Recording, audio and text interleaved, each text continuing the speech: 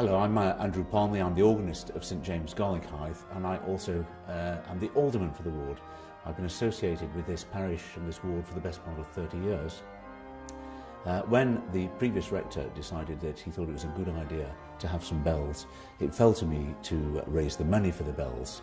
No mean task in times of recession, but in fact this turned out to be one of the easiest fundraising jobs I've ever undertaken, because we decided we were going to launch our bell appeal to coincide with the Diamond Jubilee of Her Majesty the Queen.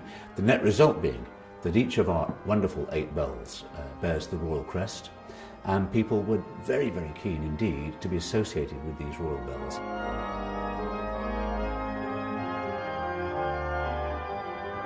The Royal Jubilee Bells were cast at the Whitechapel Bell Foundry in January and February 2012.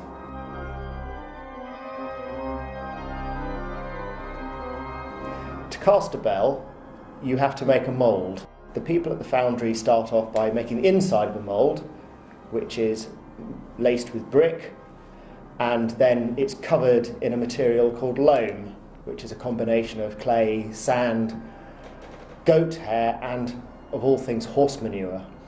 But it's a great material because when it hardens, it's hard enough for you to pour molten bronze on it without affecting it.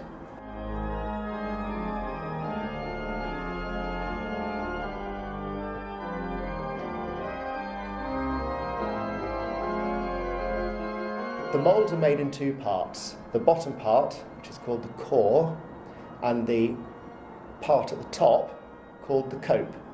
And when you put core and cope together, they lock together, and the gap between the two is actually the gap which is the bell.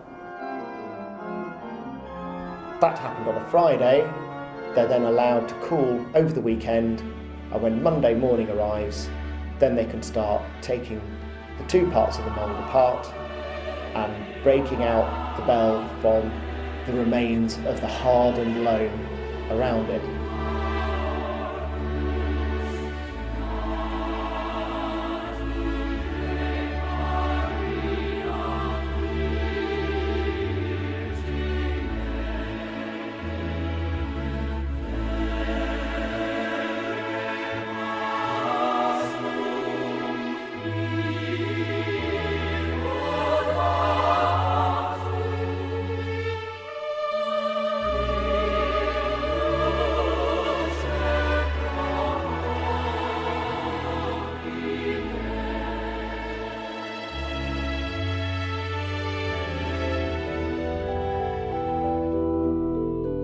Before we could complete putting the bells in the tower, actually there was already a tenant up here. I say a tenant. In 1855, a very well preserved mummy was discovered under the floor of the church, and it's been stored in the church ever since then. Nobody knows who it is, but it's certainly a gentleman. He would appear to be in his mid-40s in age, remarkably well preserved. Nobody knows anything about him. His ear was pierced. He was therefore probably a sailor. He probably worked on the Garlickhythe, and there's reason to believe he may well have been Italian. But other than that, we know nothing about this person. For the best part of the last decade, he's been at rest in a coffin up in what is now the belfry.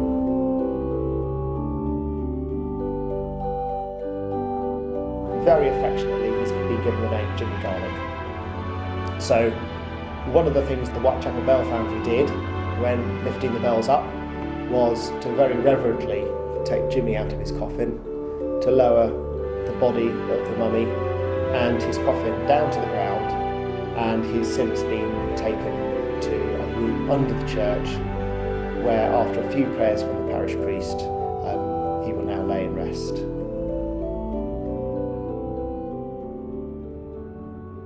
Once the bell is cleaned up, the next thing to do is to tune it. Because a bell actually makes more than one note, there are 5 different notes within a bell that are specifically tuned.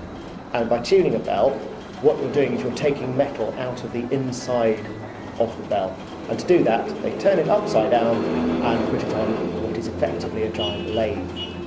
And depending on where you take the metal out, will affect where the notes will change. And so the tuner, and this is a very specialist task, knows where to take metal out to affect the notes until all 5 notes come into order.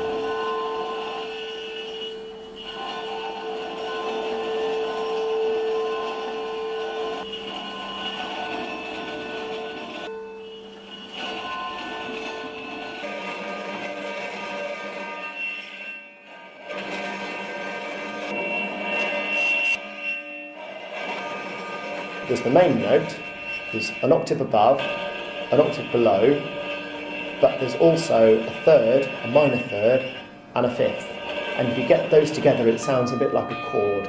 And a really well-tuned bell has all of those notes exactly right, to the nearest hertz almost.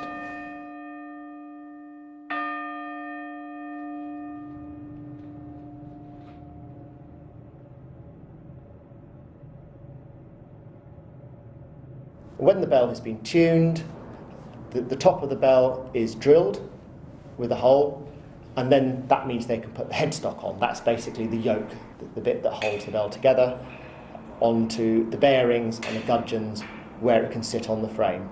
My name is David Robson. I work for JCC Engineering. I'm the project manager on the pageant belfry. It's a big Meccano set basically. It's a 6.8 tonne structure. Once the floor's been fitted and the bells, it goes around about 11 tonnes.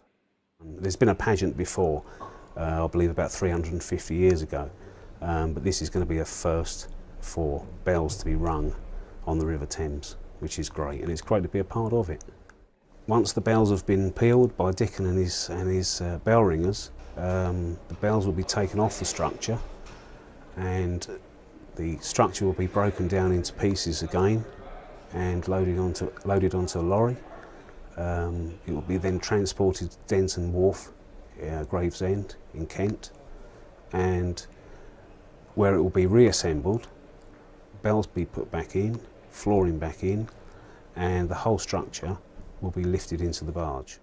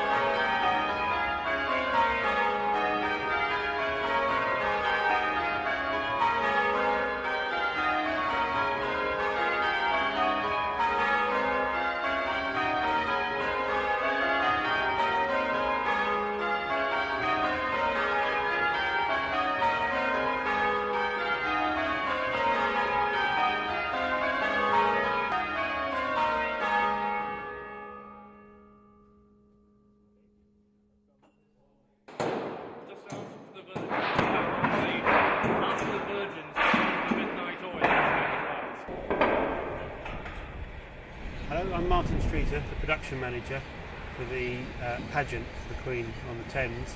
I'm working with a guy called Jonathan Bartlett, who's employed me to put the structure you see over there onto the barge with the bells in it. It'll be going down the Thames first for rehearsal on Saturday and then on the 3rd on the day. The Ursula Catherine, and the boat that's pushing it is the tug called the Stephen B. And in this case we're going to be pushing it down from behind, which I believe is a little unusual, but they've got more control over the whole craft. It sort of becomes one boat. It's not just a tug pulling a barge, and because they weren't controlling it through the bridges and stuff, it's a bit easier to push it than pull it.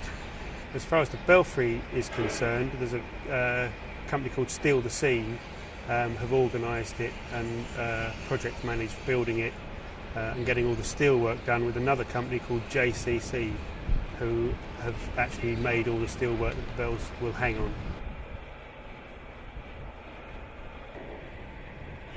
One of my concerns with the barge is ballasting it down.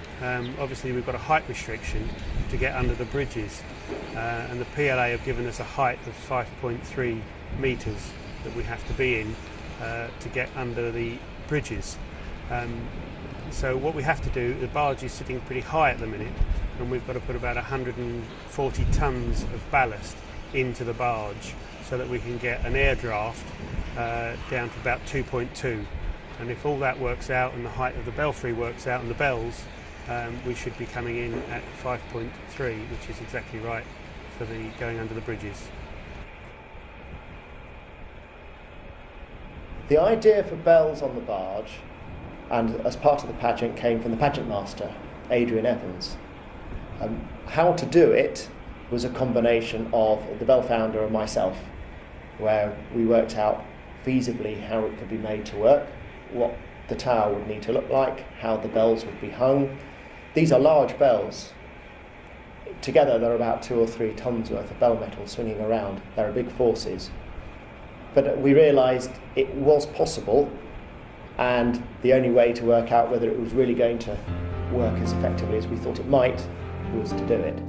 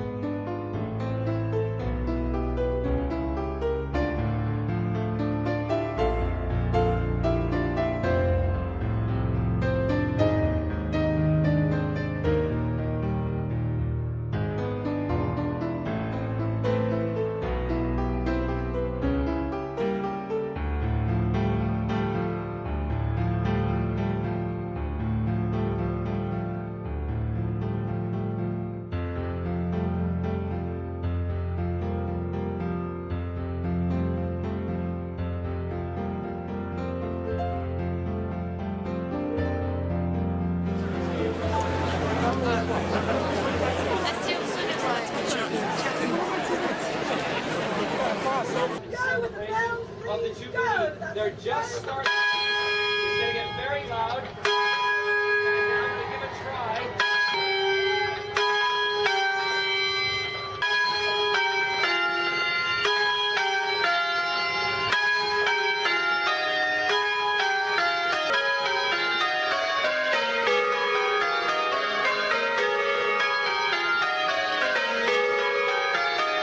Now when I say control, when we ring the bells, we ring from the position where the bell is face up, and we rotate it through 360 degrees until it's face up again, and then back the other way. And what we have to do as ringers is to control the point where it pauses, and that's where we have to put it at the balance.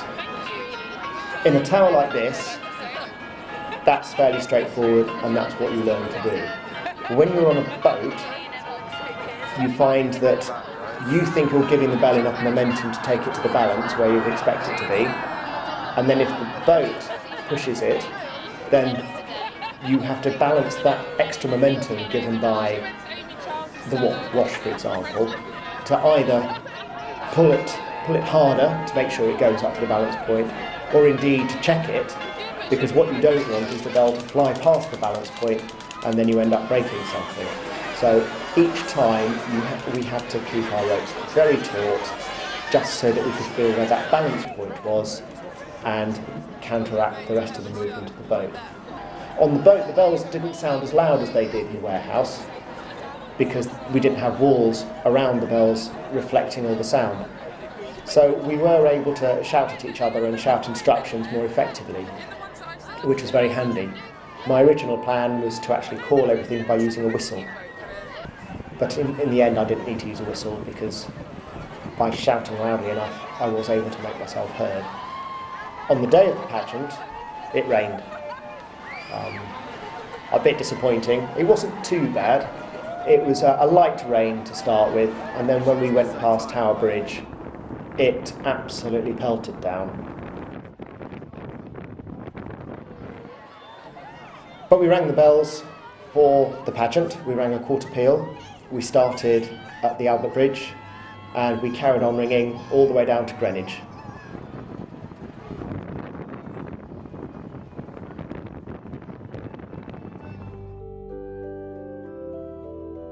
The largest bell was purchased for us by the Worshipful Company of Vintners. That's a particularly appropriate thing as they are the major livery company in the ward of Vintry. The second largest bell was in the end donated by the Worshipful Company of Dyers. And the interesting thing about the Vintners and the Dyers is of course that they are the two livery companies with the ancient rights to go swan upping along with the Queen, so another royal connection there. The third bell was donated collectively by the members of the Worshipful Company of Glass Sellers. The fourth bell is the parish bell, donated by members of our own community. Next comes the Bettinson bell, named after Charles Bettinson, a young member of the Worshipful Company of Horners, who raised the money single-handedly, including by a sponsored climb of Mont Blanc. The Crace bell was donated by parishioner Joanna Warrand, and she is a freeman of the Worshipful Company of Painters and Stainers. And the next bell donated by Pastmaster Pastmaster of the Joiners and Sealers Company, Tony Stockwell, another long-standing and very supportive member of this parish. The small bell was donated by the Worshipful Company of Musicians, of which I happen to be the master, and was jointly purchased by the Musicians Company and good friends of the church, Tony and Effie Casimiotis, who wanted to include their daughter's name on it. So it bears the name both of the musicians and of Prince Henry and of Nicole Marie Casimiotis.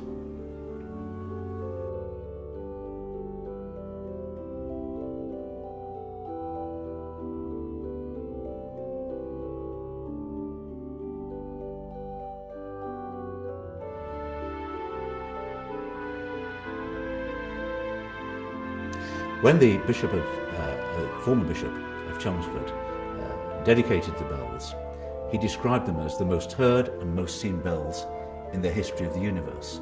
And no doubt he's right, because not only were these bells first seen on the river pageant on the 3rd of June, in the Herald Barge before the Queen's Diamond Jubilee Pageant, but of course they were watched by countless millions of viewers on television screens across the globe. Now let me tell you a little bit about St James Garlickhythe. This is one of the Wren churches which was built after the Great Fire of London. It's a particularly fine building with a very high nave. In fact, it's got the second highest nave after St Paul's Cathedral. And as a result of an extra row of windows high up in the walls, it's known as Wren's Lantern. It contains a number of interesting features. We have, for example, the pulpit and choir stalls from St Michael's Queenhithe, the pulpit bearing a wig peg. We have the Geddes painting of the Ascension.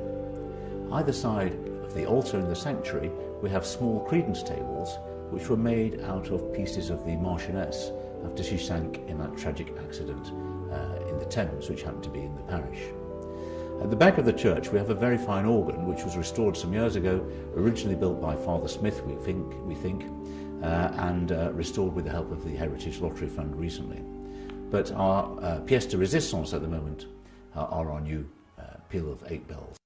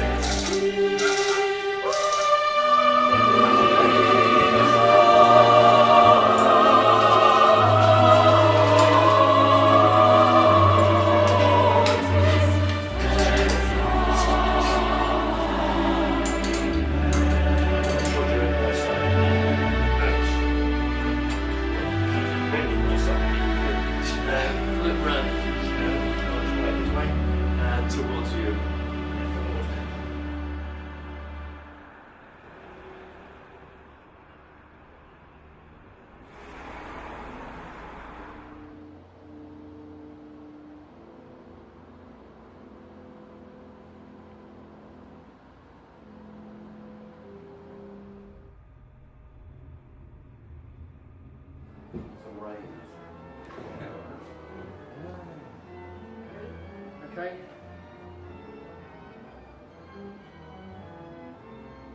Royal Jubilee Bells. Put 2, shuttle's going and she's gone.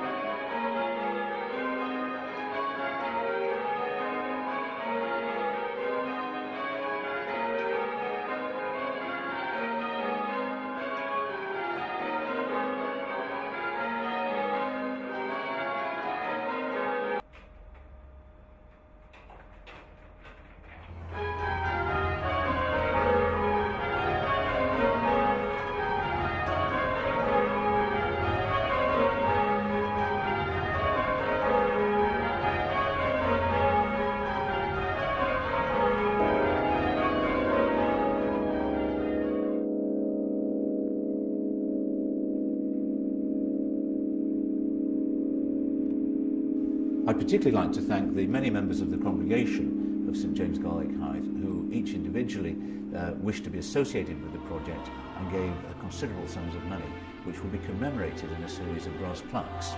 We shall put one set of plaques up in the ringing chamber and another one inside the church, so that forevermore any visitor to St James Garlickhythe will be able to appreciate the vast generosity of the members of the congregation of this very fine parish.